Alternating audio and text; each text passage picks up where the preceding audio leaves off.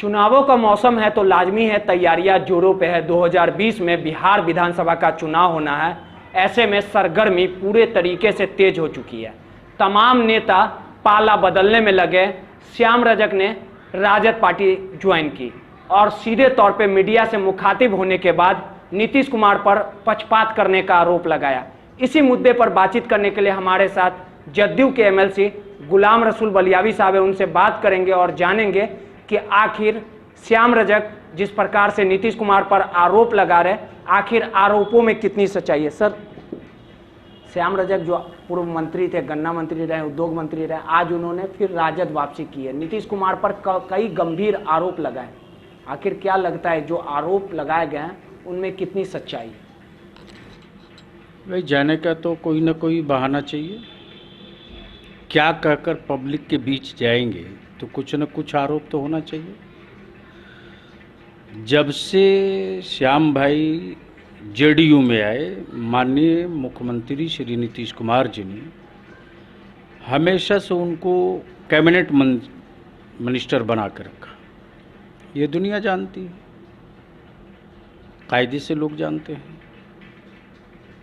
तो अब अगर किसी तरह का पक्षपात होता या किसी तरह की अनदेखी होती तो हमेशा कैबिनेट में तो नहीं रखा जाता।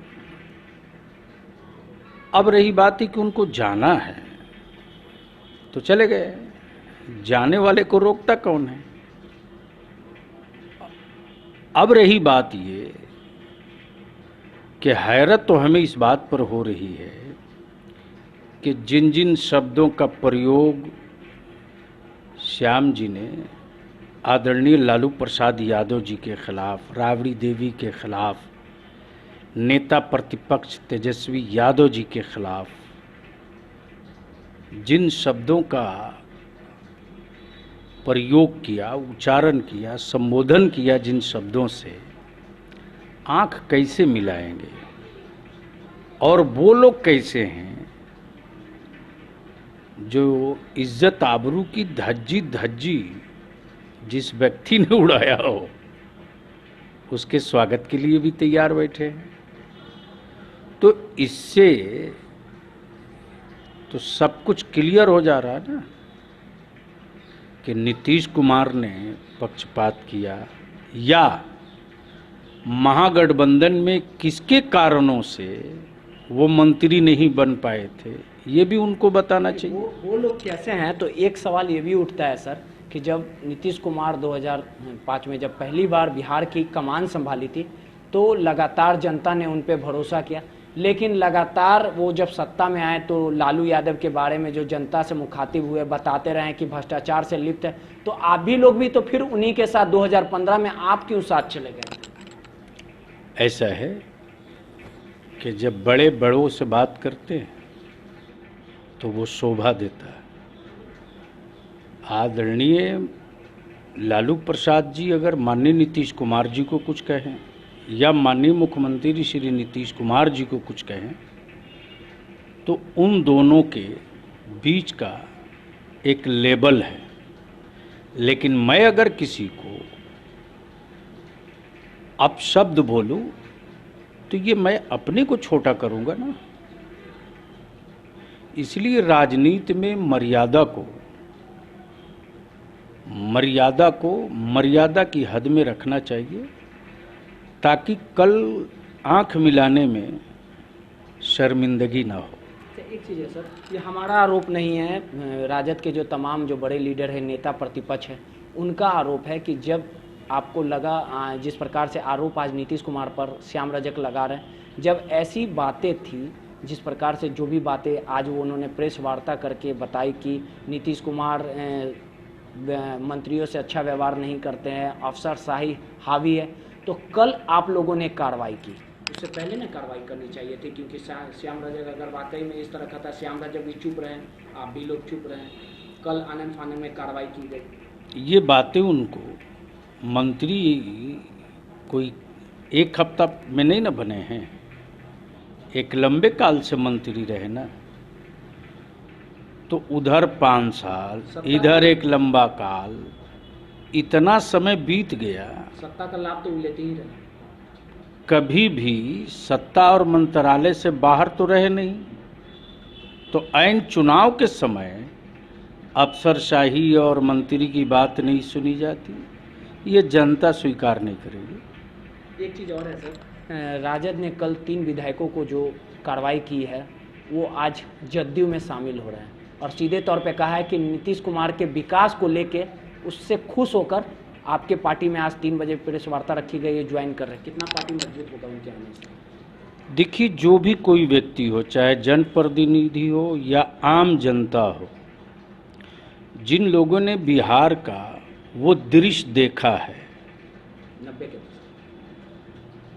वो दृश्य देखा है जो भय का दृश्य था, भयावह का दृश्य था, वो सारे लोग आज भी सहम जाते हैं।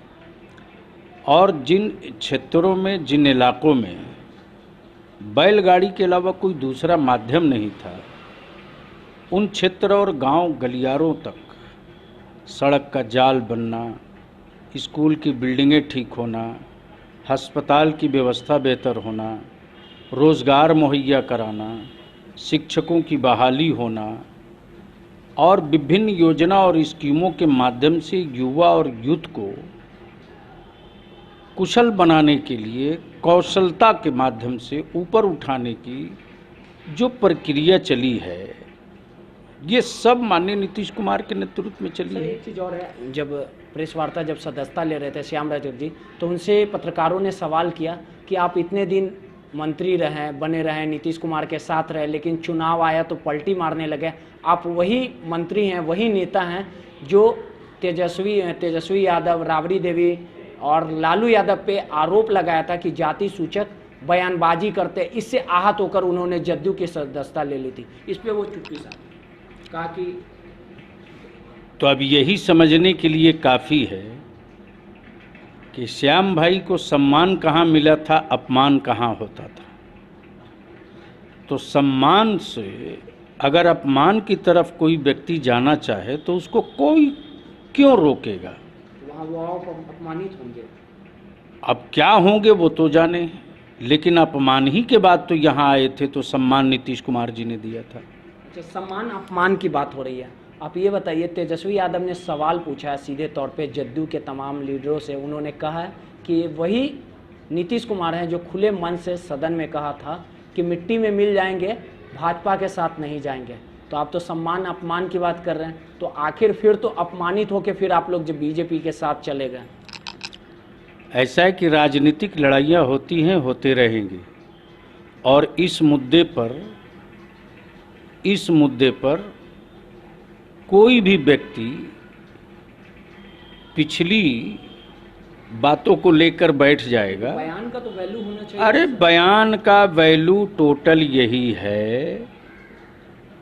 यही है कि रोज तो गरजती है, रोज हवा बनता है, बस अटैक होने वाला है। मतलब नीतीश कुमार जी के बयान पता चला, कोई वैल्यू नहीं है। पता चला कि राजनीति में शालीनता के साथ, सहजता के साथ, वार्ता से बातें बनती है और वो बनती रहेगी। एक चीज़ और है सर, तेजस्वी यादव ने ये सीधे तौर पे कहा है कि जो डीएनए वाला गाली जो दिया गया था वो वीडियो आज भी रखे हुए हैं। श्याम रजक यहाँ आए हैं तो सवाल उठाएंगे अगर जदयू वाले, तो राजद वाले भी उनके तमाम बयान और सबूत जो हैं अपने पास में रखे हुए। जेडीयू वाले काम पर रहते हैं भाई, काम के अलावा हम लोगों के जिम्मे दूसरा कोई काम ही नहीं है। चूँकि हम लोगों के नेता बोलते नहीं है, काम करते हैं। तो आपके साथ वाले तो आपको छोड़ नहीं रहे। चिराग पासवान लगातार निशाना साध रहे, कोई काम नहीं हो रहा है। कोरोना में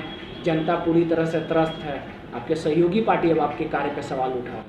अब ऐसा है कि जिन लोगों को बिहार का अगर अटेंडेंस देखा जाए तो समझ में आएगा कि लोग बिहार कितने दिनों तक रहते हैं, उन लोगों को क्या समझ में आएगा कि कहाँ कितना काम होता है। चिराग अगर चलेगा तो दिक्कत हो जाएगा एनडीए में, सर लगता है। किसी के आने जाने से कोई दिक्कत नहीं, वोट मिलेगा नीतीश कुमार के नाम पर, वोट मिलेगा नीतीश कुमार के कार्यों के बदौलत, वोट मिलेगा नीतीश कुमार के चेहरे पर। 2020 में जीत फिर से 2020 में जीत नहीं, अंधड़ जीत होगी, देखते रहिए। वैकेंसी अभी खाली नहीं है। कहीं कोई वैकेंसी नहीं है, ये जो लोग हवा पानी बना दिए हैं ना। तेजस्वी जी तो अप्लाई कर रहे हैं लगातार। अरे वो पहले अपने यादव समुदाय का वोट तो बचावे, वो वोटवा तो उनके पास है नहीं। मुसलमान को चारा डाल रहे हैं, तो मुसलमान ही बेवकूफ़ है। वो भी अपना डिजाइन कर चुका है कि नीतीश कुमार ही बेहतर हैं और वही रहेंगे।